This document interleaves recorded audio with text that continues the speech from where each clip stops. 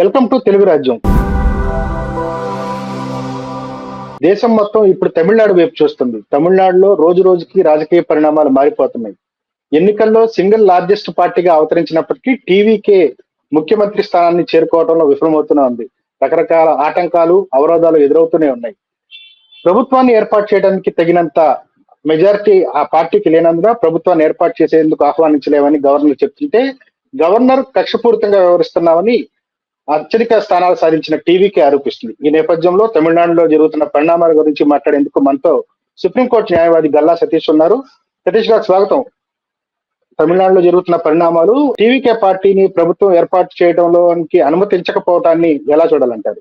Actually తమిళనాడులో ఇవాళ జరుగుతున్నటువంటి ఈ పరిస్థితి అనిశ్చితి ఏదైతే ఉందో ఇది చాలా ఇంతవరకు భారతదేశం ఫేస్ చేసినటువంటి అనిశ్చితి కాదు. ఇది ఇంతకుముందు చాలా జరిగినాయి కానీ దాని సొల్యూషన్ కాన్స్టిట్యూషనల్ పరంగా కానివ్వండి, స్పీకర్ కు ఉన్నటువంటి ఇన్హెరెంట్ అత్యున్నత అధికారాల ద్వారా కానివ్వండి, లేదంటే రాష్ట్రపతికి ఉన్నటువంటి అధికారాల ద్వారా కానివ్వండి, లేదా గవర్నర్ కు ఉన్న అధికారాల ద్వారా కానివ్వండి, ఎక్కడో చోట ఒక సొల్యూషన్ అంటూ దొరికింది. అయితే ఇప్పుడు జరుగుతున్నటువంటి ఈ పరిణామాల్లో తమిళనాడుకు సొల్యూషన్ ఏంటి అనేది పెద్ద పెద్ద రాజకీయవేత్తలు అలాగే రాజ్యాంగ నిపుణులు కూడా తలబట్టు కూర్చున్నటువంటి పరిస్థితి. ఎక్కడ చూస్తే ఒక పక్క చూస్తే అంటే తమిళ రాజకీయాలు ఎంత విభిన్నంగా, తమిళ ప్రజలు తమిళ రాజకీయ నాయకులు ఎంత విభిన్నంగా ఆలోచిస్తారు, ఎంత విభిన్నమైనటువంటి ఆలోచన ధోరణి ఉంటుంది వాళ్ళకి రాజకీయాల్లో కానివ్వండి, కల్చర్ లో కానివ్వండి, ఎంత చైతన్యవంతంగా ఆలోచిస్తారు అనేది చూస్తే ఆశ్చర్యం వేయటంలో తప్పులేదు. ఇప్పుడు టీవీకేకి అత్యధిక మెజార్టీగా 208 ఓట్లు 108 ఓట్లు చెప్తున్నారు. 108లో ఆయన 2 నియోజకవర్గాల్లో పోటీ చేశారు కాబట్టి ఒక సీట్ తీసేయండి. సో 107 ఆయన చేతిలో ఉన్నట్టుగా మనం అనుకుందాం. 107 ఉన్నాయి. అయితే 107లో ఒకళ్ళని స్పీకర్ గా పెట్టాలి, స్పీకర్ కు ఓటేసేయకూడదు కాబట్టి 106 అనుకోవాలి. ఇక్కడ యాక్చువల్ గా 106 స్టాండర్డ్ గా ఆయన చేతిలో ఉన్నట్టు లెక్క. అయితే ఈ మ్యాజిక్ ఫిగర్ అధికారాన్ని చేజిక్కించుకునే ఫిగర్ వచ్చేసి అంకె వచ్చేసి 118 కావాలి. 118 కావాలంటే ఆయన ఎవరోతో అలయన్స్ అవ్వాలి. అప్పుడే ఒక మ్యాజిక్ ఫిగర్ రీచ్ అయినటువంటి ఒక బలమైన ప్రజా ప్రతినిధుల పార్టీగా నిలబడగలుగుతుంది, ప్రభుత్వాన్ని నిలగలుగుతుంది. ఇక్కడ చిన్న డిఫరెన్స్ ఏంటంటే ప్రభుత్వం వేరు, పార్టీ వేరు. పార్టీ గెలిచినటువంటి పార్టీ ప్రభుత్వంలోకి రావాలి అంటే ఒక మెజారిటీ చూపించుకోవాలి. అప్పుడే అది ప్రభుత్వ పరంగా ఏ జీవో తీసినా, ఏ అంశాలు ఎత్తుకున్నా, లేదా ప్రజలకు ఏ సేవ చేయాలన్నా ప్రభుత్వం మాత్రమే చేయాలి కానీ పార్టీ పరంగా చేయడం లేదు. కాబట్టి ఇక్కడ ప్రభుత్వ అనిశ్చితి అనాలి. పార్టీ అనిశ్చితి కంటే ప్రభుత్వం ఏర్పడాలంటే ఏం చేయాలి? మెజారిటీ పార్టీ కంపల్సరీ అంటున్నారు. ఇప్పుడు మన గవర్నర్ యొక్క ముఖ్య ఉద్దేశాలని, ఆయన యొక్క అధికారాలని మనం పరిగణలో తీసుకుంటే గవర్నర్ ఎదురు ఉన్నది 3 సమస్యలు, 3 ఇష్యూస్ ఆయన చేయదగినటువంటి వ్యవహారాలు ఉన్నాయి. ఒకటి, గవర్నరు మొత్తం వెరిఫై చేసి 118 ఎమ్మెల్యేలు గనక నీకు సపోర్ట్ ఇస్తే నేను ఫ్లోర్ లీడర్ గా మేము అంగీకరిస్తాం, నిన్ను సీఎం గా మేము అంగీకరిస్తాం అని చెప్పడం జరిగింది. అయితే 118 మంది రాతపూర్వకంగా ముందే ఇవ్వాలా, లేక ఫ్లోర్ లో కూర్చున్న తర్వాత నిరూపించుకోబడాలా అనేది ఇంకొక సందిగ్ధత ఏర్పడుతుంది. ఫ్లోర్ లో ఇంతకు ముందు పరిస్థితులు చూస్తే, ఫర్ సపోజ్ మన ఆంధ్రప్రదేశ్ తీసుకుందాం. చంద్రబాబు నాయుడు గారు, ఎన్టీ రామారావు గారు సీఎం గా ఉన్నప్పుడు కొంతమందిని తీసుకెళ్లి నా దగ్గర బలం ఉంది అని వైస్రాయ్ హోటల్ నుంచి తీసుకెళ్లిన సంఘటన మనం చూసే ఉన్నాం. మా దగ్గర బలం ఉంది. అప్పుడు బలం లేదు. అయితే ఫ్లోర్ లోకి వచ్చిన తర్వాత గవర్నర్ ఆమోదం తెలిపి ఫ్లోర్ లోకి అనుమతించిన తర్వాత అది బలంగా మారి ఆయన సీఎం అవటం జరిగింది. అటువంటి ఛాన్స్ కూడా ఇచ్చారు. కాబట్టి ఇక్కడ కూడా అటువంటి ఛాన్స్ ఇచ్చే అవకాశం లేకపోలేదు, కొట్టివేయబడలేదు. ఎందుకంటే ప్రెసిడెంట్స్ చూసుకుంటే అలాగే మన అటల్ బిహారీ వాజ్పేయి గారి టైంలో జరిగింది.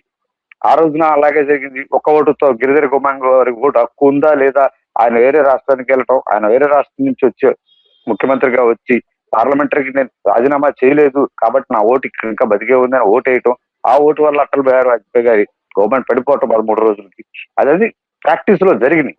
అయితే ఇక్కడికి వచ్చేసరికి ఇప్పుడు కొత్త ట్విస్ట్ ఏంటంటే, 2 ట్విస్ట్ ఏఐడిఎంకే సైద్ధాంతికంగా వ్యతిరేకంగా ఉన్నటువంటి 2 పార్టీలు ఏఐడిఎంకే కలిస్తే ఎలా? ఇది చాలా విచిత్రమైనటువంటి భిన్న ధ్రువాలు కలిసి అట్లాంటి పాసిబిలిటీ ఉంటుందా? అంటే రెండు వేరు భిన్న పార్శ్వాలు ఉన్న రాజకీయ పార్టీలు అధికారం కోసం పొత్తుకి సిద్ధమై అధికారాన్ని పంచుకోవడానికి సిద్ధపడతాయి అంటారా? తమిళనాడు రాజకీయాల్లో అలాంటి పరిణామాన్ని మనం ఎక్స్పెక్ట్ చేయొచ్చు అంటారా? అటువంటి పరిణామాలని ప్రజలైతే యాక్సెప్ట్ చేయరు, ఖచ్చితంగా యాక్సెప్ట్ చేయరు. సూసైడల్ టెండెన్సీ అంటారు దీన్ని, పొలిటికల్ సూసైడల్ టెండెన్సీ అంటారు. కాంగ్రెస్ పార్టీ ఏ విధంగా అయితే సొంతగా తాను సూసైడ్ చేసుకుంటుందో ప్రతి ఎలక్షన్ కి ప్రతి స్టేట్ లో, అలా ఈ రోజున రెండు ద్రవిడ పార్టీలు ఆ రెండు కలిస్తే ఎంతో వైరుధ్యం, ఎంతో భయంకరమైనటువంటి వివాదాల మధ్య విడిపోయినటువంటి పార్టీ, ఎన్నో ఎన్నో సైద్ధాంతిక పర విధానాల మీద విడిపోయినటువంటి రెండు పార్టీలు పెద్ద శత్రువులుగా వాళ్ళ ఎంపీ వాళ్ళ సీఎంని వీళ్ళు జైల్లో పెడతాం, వీళ్ళ సీఎంని జుట్టుకొట్టుకొని లాగటం, ఇంత దారుణాలు అసెంబ్లీ సాక్షిగా జరిగినటువంటి సంఘటనలు ప్రజలు మర్చిపోతారు అనుకోవటం పొరపాటే.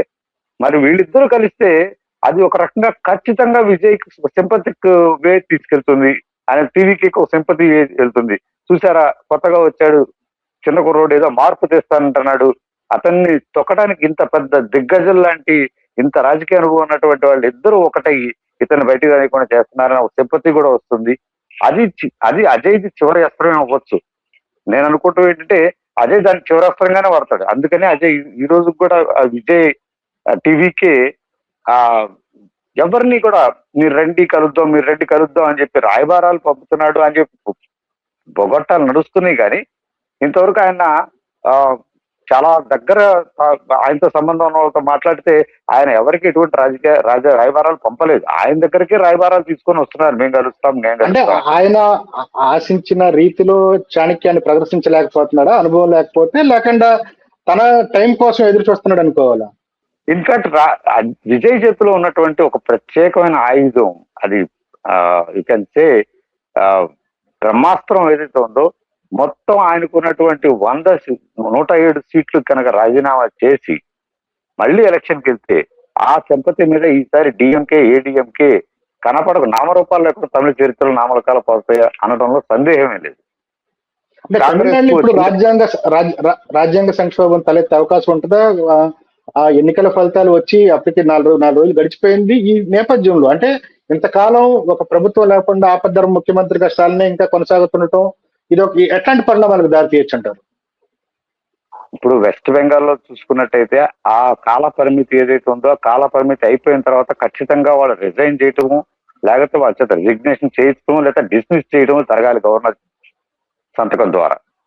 అయితే ఇక్కడ ఈ పరిధి 7వ తారీఖు వరకు, అంటే 8వ తారీఖు వరకు ఉంది. కాబట్టి ఈ తమిళనాడు పీరియడ్ ఏదైతే ఉందో, ప్రభుత్వ పీరియడ్, ఆ పీరియడ్ లోపల ఏ నిర్ణయం తీసుకుంటారో చూసి, ఆ నిర్ణయం తీసుకోలేనప్పుడు గవర్నర్ కి ఒక ప్రత్యేకమైనటువంటి అధికారం ఉంది. అది ఆర్టికల్ 164 ప్రకారం ఆయనకు ఒక అధికారం ఉంది.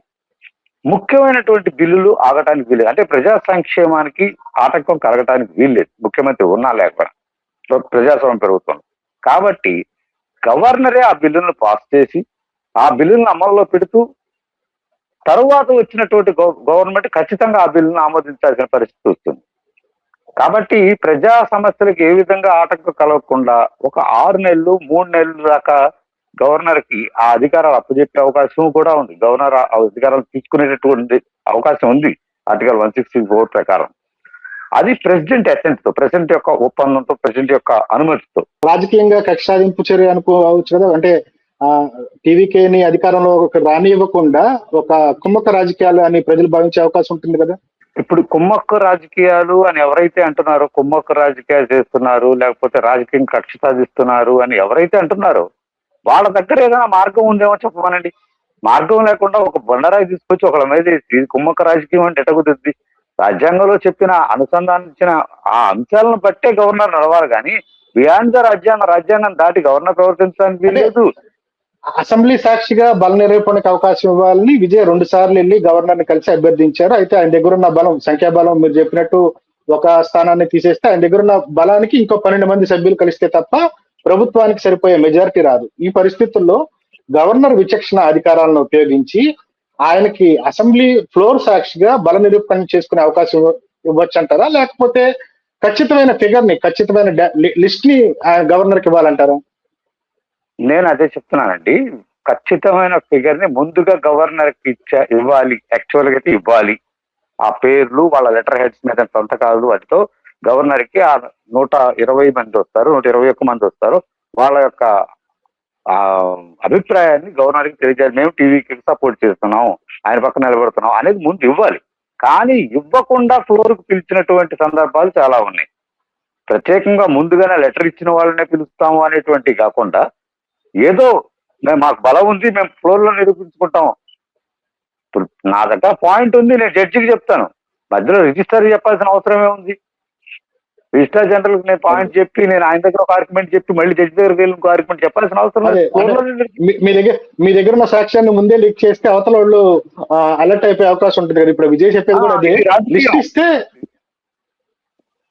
ఎవరిని తీసేయచ్చు, ఎవరిని లాగేయచ్చు అనే ఆలోచన కూడా చేయొచ్చు. That is politics. మొత్తానికి చూస్తే విజయ్ని బలహీనపరచాలని ఒక ఉద్దేశం ఒక లోకల్ గా ఉన్నటువంటి పొలిటికల్ పార్టీలకు తప్పితే దీంట్లో గవర్నర్ ప్రమేయం కానీ గవర్నర్ జోక్యం కానీ ఏమి లేదు. ఆయన దగ్గరకు వచ్చిన ఫైల్ మీద ఆయన సంతకం పెట్టి పంపించడం వరకే అతని యొక్క విధి. అంటే గవర్నర్ ని కేరళ గవర్నర్ గా ఉన్నటువంటి అర్లేకర్ కి తమిళనాడు బాధ్యతలు కూడా అప్పగించారు. గవర్నర్ పాత్ర కొద్దిగా సందేహాస్పదంగా అనుమానాస్పదంగా కనిపిస్తుంది. మొత్తం కంటే బయట నుంచి చూసే వాళ్ళకి గవర్నరు ఆయన చట్టబద్ధంగా రూల్ బుక్ ఫాలో అవుతున్నారు అనుకున్నప్పటికీ విజయ్ విషయంలో నిబంధనలు నిక్కచ్చిగా పాటించడం అనేది అక్కడ వేరే కోణం. అంటే ప్రజల పర్స్పెక్టివ్ ఆలోచిస్తే కొంత సందేహాస్పదంగా ఆ మెజారిటీ వచ్చిన వాడికి సింగిల్ లార్జెస్ట్ పార్టీగా అవతరించిన టీవీకే కాకుండా దాన్ని పవర్ లోకి ఎక్కనీయకుండా రకరకాల ఆటంకాలు సృష్టిస్తున్నారు అని ప్రజలు అపోహపడే అవకాశం ఉంటుంది కదా. దానికి ఇప్పుడు ఖచ్చితంగా అటువంటి ఆలోచన వస్తుంది. అదే గవర్నర్ గారు ఒక లీనియంట్ లో ఓకే 108 వచ్చినాయి, ఇతన్ని కనుక మనం ఓకే ప్రొసీడ్, నువ్వు సభలో నిరూపించుకో అంటే గవర్నర్ లీనియన్స్ ఇచ్చారు. గవర్నర్ అటు పక్కన నిలుస్తున్నారు, విజయ్ సపోర్ట్ చేశారు, దీనిలో ఇంకో రాజకీయ ప్రలోభం ఉంది అని మాట్లాడే ఇదే ప్రజలు రూల్ ప్రకారమే వెళ్తాను అంటే చూసావా అడ్డంకులు కలిగిస్తున్నారు, విజయ్ని సీఎంను కానికుండా అని మాట్లాడేది కూడా ఇదే ప్రజలు, ఇదే రాజకీయ నాయకులు. వాళ్ళ రాజకీయ పబ్బం గడుపుకోవటానికి, ఒక అనిశ్చిత పరిస్థితి తీసుకురావటానికి ఒక కొత్తగా వచ్చిన ఒక నాయకుడిని కన్ఫ్యూజ్ క్రియేట్ చేసి చివరికి ఎలా ఉంటుందంటే అటు ఇటు ఊపి చీదర పుట్టి ఇదే రాజకీయం అంటే వెళ్ళిపోయే స్థాయికి తీసుకొచ్చే ఆలోచనలు చేస్తున్నారేమో అనిపిస్తుంది నాకు. అంటే విజయ్ కి ఒక ఛాన్స్ ఇచ్చి చూడాలనే డిమాండ్ అటు తమిళ రాజకీయ నాయకుల నుంచి కానీ వేరు పక్షాల నుంచి వస్తుంది. అంటే మొదట అతను విఫలమవుతాడో సఫలం అవుతాడో, అధికారాన్ని నిలబెట్టుకుంటాడో, హామీలను అమలు చేస్తాడో లేదో తర్వాత సంగతి. ముందు అతను సింగిల్ లార్జెస్ట్ పార్టీ కాబట్టి అతనికి ఒక ఛాన్స్ ఇచ్చి చూడండి అనే డిమాండ్ అయితే వినిపిస్తుంది. దీన్ని గవర్నరు పరిగణలోకి తీసుకోకపోవడం ఎట్లా చూడాలంటారు? ఖచ్చితంగా అండి. నేను చెప్పదలుచుకున్నది ఏంటంటే ఇక్కడ విజయ్ అనే అతనికి 108 సీట్స్ ఇచ్చి 108 సీట్స్ ఇచ్చి వాళ్ళ మద్దతు తెలిసిన వాళ్ళ మనోభావాలను కూడా మనం గౌరవించాల్సిన అవసరం ఉంటుంది ఈ ప్రజాస్వామ్యంలో. నీకు 45 ఇచ్చారు, ఒకరికి 57 ఇచ్చారు, కొంతమందికి 5 ఇచ్చారు. అది ప్రజల నిర్ణయం. ప్రజల నిర్ణయాన్ని గౌరవించి ఆ ప్రజల బాగు కోసమే కదా మిమ్మల్ని ఎన్నుకుంది. మీరు కూడా ప్రజాస్వామ్య ప్రభుత్వంలో పాల్గొని మీరు నిజమైన రాజకీయ నాయకులు ప్రజాసేవ చేయడానికే ప్రజల్లోకి వచ్చాము, రాజకీయాల్లోకి వచ్చాము అనేటువంటి వాళ్ళు ఏంటంటే అతన్ని ఎక్కువ మంది ప్రజలు ఆశిస్తున్నారు కాబట్టి లెట్ హిమ్ డూ, మనం సహకరించి ప్రజలకు మన వంతు ఇంకొద్ది సేవ చేద్దాం అనే ఆలోచన లేదు. అధికారము కుర్చీ అనే ఆలోచన తప్పితే ఇది ప్రజాస్వామ్యం, ప్రజలకు సేవ చేద్దాం అని వచ్చిన వాళ్ళు ఎవరు కనపడతలేదు. అతన్ని ఇబ్బంది పెడతాం వలన అల్టిమేట్ గా ఇబ్బంది పడేది ఎవరు? ప్రభుత్వం లేకపోవడం వల్ల అల్టిమేట్ గా ఇబ్బంది పడే వాళ్ళు ఎవరు? ప్రజలే కదా. రేపు కరెంటు పోద్ది, రేపు గ్యాస్ పోద్ది, రేపు ఇంకొకటి అవుద్ది, రేపు ఇంకొకటి అవుద్ది, క్రైమ్ అవుద్ది. వీటన్నిటిని మరి ఎవరు ఏ విధంగా వీటినన్నింటినీ అధిగమించాలంటే దానికి ఒక ప్రభుత్వం ఉండాలి, దానికి ఒక చట్టబద్ధత ఉండాలి.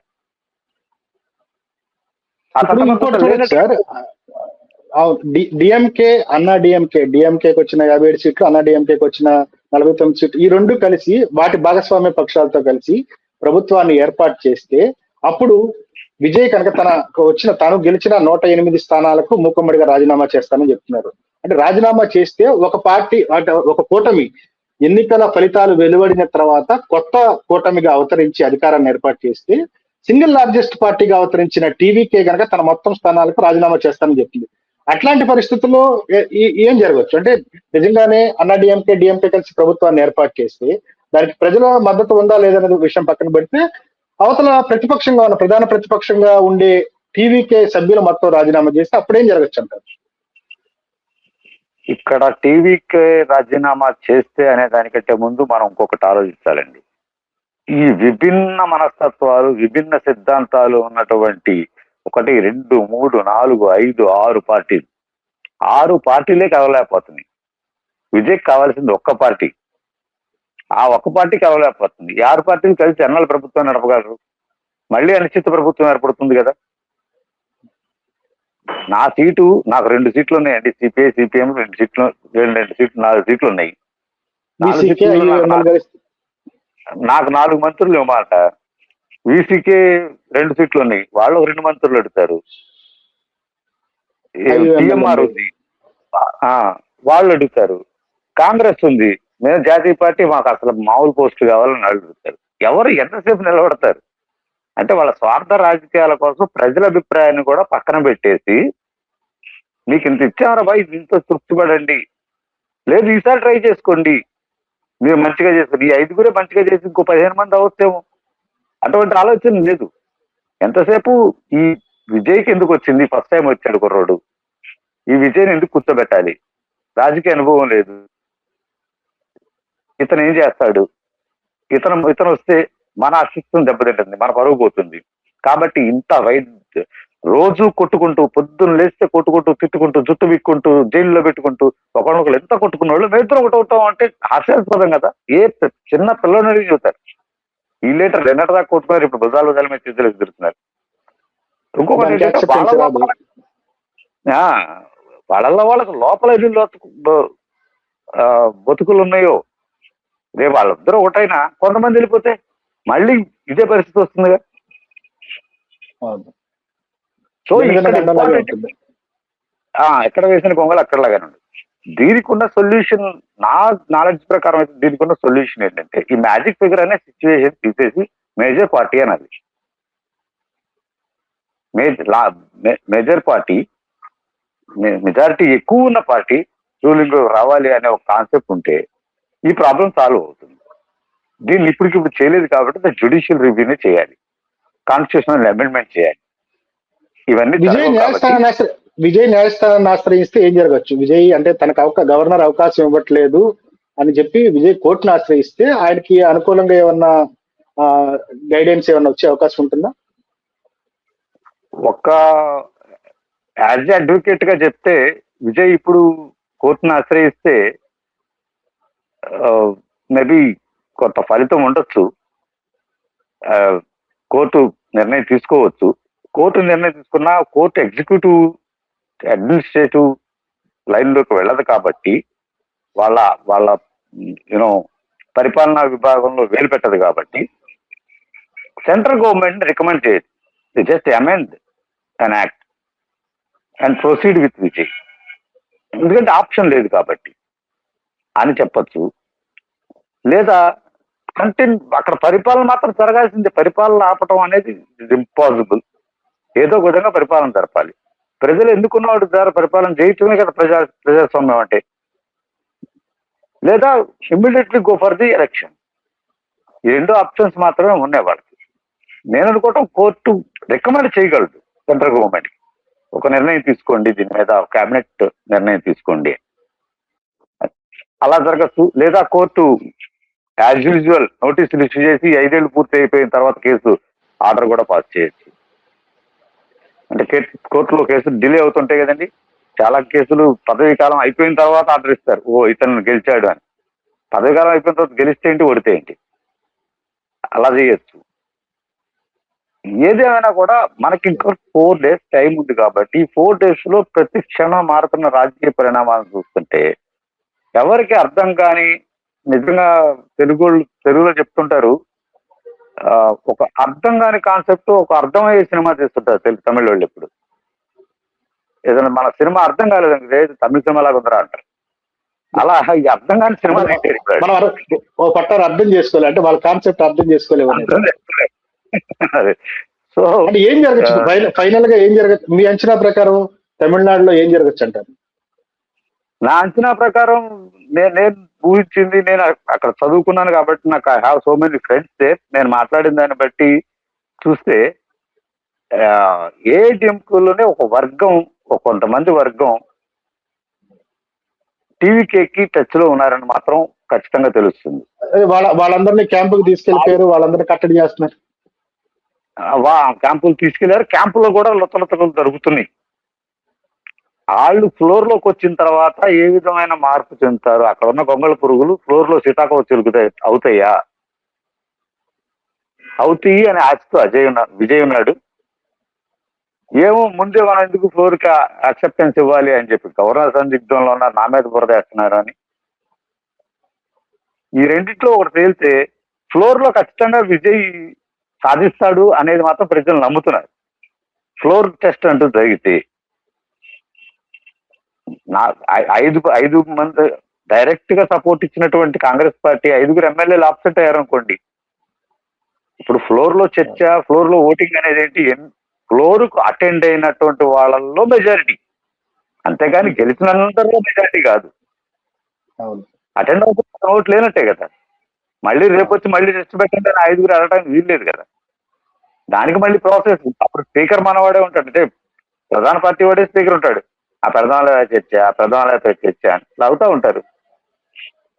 సో అంటే దానికి ఇప్పుడు ప్రభుత్వానికి ఆ అవకాశం గవర్నర్ ఇస్తారా? గవర్నర్ ని నడిపించే శక్తి వేరే రిమోట్ ఎక్కడన్నా ఉంటే అట్లాంటి ఛాన్స్ టీవీకేకి ఇవ్వాలంటే టీవీకే ఎవరికైనా తలగ్గి ఉండాల్సింది పరిస్థితి వస్తుందంటారా? నేను అడిగింది మీకు అర్థమైనట్టు అనుకుంటా. అంటే టీవీకే కనుక అట్లాంటి సంభావ్యత రావాలంటే